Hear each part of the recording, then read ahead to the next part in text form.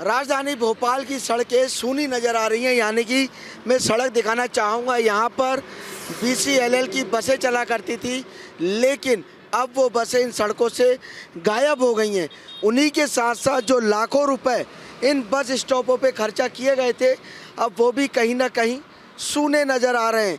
यहाँ पर केवल लोग जो है बैठने के लिए आते हैं, क्योंकि यहाँ पर बसें नहीं आती। तो एक बड़ा सवाल खड़ा होता है कि कितना ज़्यादा जो है नुकसान राजस्व के साथ साथ यात्रियों को भी परेशानियाँ झेलनी पड़ रही हैं, क्योंकि यात्री यहाँ से आसानी से एक स्थान से दूसरे स्थान पर पहुँचा करते थे।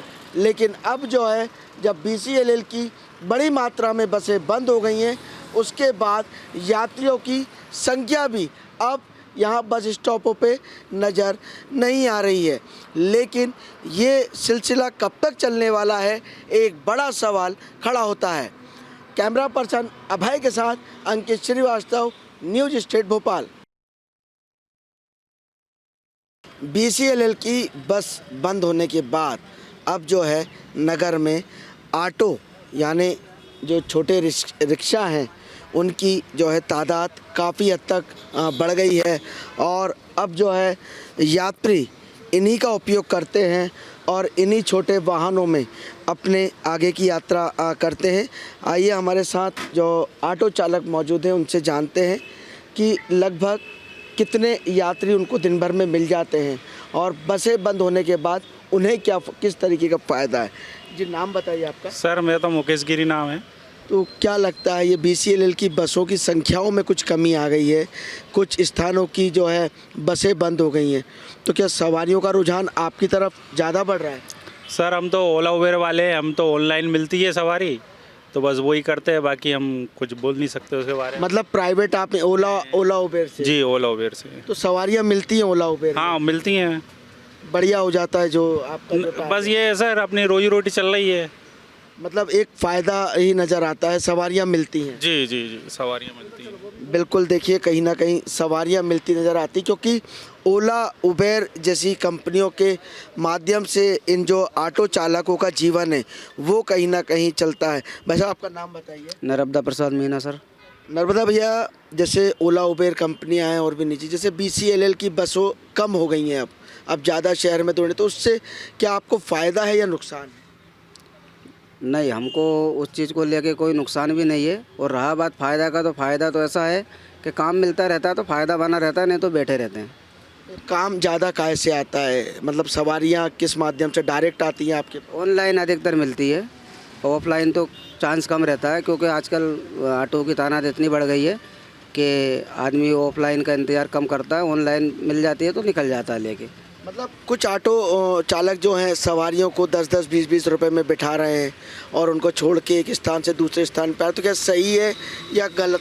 नहीं, वो तो जैसा आदमी को कंफर्टेबल रखे, क्योंकि आदमी ये चाहता है ना कि अपन 10-10, 20-20 करके भी अगर अपन 100 रुपये इकट्ठे करते तो ठीक है, और कोई आदमी ये सोचता है कि 100 रुपये की अपने को एक ही बुकिंग मिले तो वो भी ठीक है। अच्छा, कहीं ना कहीं मतलब दोनों तरफ से अपना काहे से चलता है ऑटो आपका? पेट्रोल, सीएनजी, किसमें? सीएनजी और पेट्रोल दोनों है, तो हम अधिकतर इसको सीएनजी पे चलाते हैं। तो सीएनजी से कुछ फ़ायदा मिलता है एवरेज? फ़ायदा कुछ नहीं रहता, उसका एवरेज का फ़ायदा रहता है। जैसे कि अपना पेट्रोल गाड़ी है तो पेट्रोल में 15 से 18 या 20 का एवरेज मिल रहा है, तो सीएनजी पे अपने को 30 से 35 का एवरेज मिल जाता है। अगर अभी बात करें बीते वर्ष की, तो इन ऑटो की संख्याओं में बढ़ोतरी हुई है या कम हुई है? काफ़ी बढ़ोतरी हो गई है, इतनी हो गई है कि अगर जब से हमने गाड़ी उठाई थी 7 महीने पहले, उस समय से अभी तक कम से कम 40% ऑटो बढ़ गए। कहीं ना कहीं ऑटो चालक हैं, उनका साफ कहना है कि ऑटो की संख्या जो है बढ़ गई है। कुछ यात्रियों से भी हम बात कहेंगे। आप कहाँ से आ रहे हैं अभी? देवास से। देवास से। क्या नाम लिखते हैं आप पूरा? मेरा विक्की पाल। क्या लग रहा है, काहे के लिए खड़े हैं आप? मैं बस के लिए खड़ा हूँ, लेकिन बस तो आ नहीं रही है। अब ये ऑटो से अगर जाते हैं तो ऑटो वाले 150-200 रुपये मांगते हैं। किराया कहीं ना कहीं किराया ज़्यादा लग रहा है। बस वाला आता है वो 15 रुपये 20 रुपये में ले जाता है। अच्छा, कहीं ना कहीं मतलब ऑटो के किराए से बस का किराया? हाँ जी, ज़्यादा है। बिल्कुल, कहीं ना कहीं बात कहें तो यात्रियों से भी बात की, लेकिन तमाम जो है मैं आपको बस स्टैंड दिखाऊंगा कि जहां पर बीसीएलएल की बसें खड़ी हुआ करती थी, आज वहां पर एक पार्किंग नज़र आ रही है। साफ तौर पर हम देख सकते हैं कि वहाँ पर प्राइवेट वाहन खड़े हुए हैं, क्योंकि ये राजधानी भोपाल का सबसे बड़ा बस स्टैंड है, जहाँ पर एक स्थान से दूसरे स्थान जाने के लिए यात्रियों को बसें मिला करती हैं, एक शहर से दूसरे शहर जाने के लिए।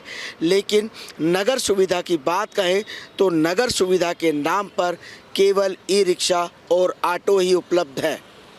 कैमरा पर्सन अभय के साथ अंकित श्रीवास्तव, न्यूज़ स्टेट भोपाल।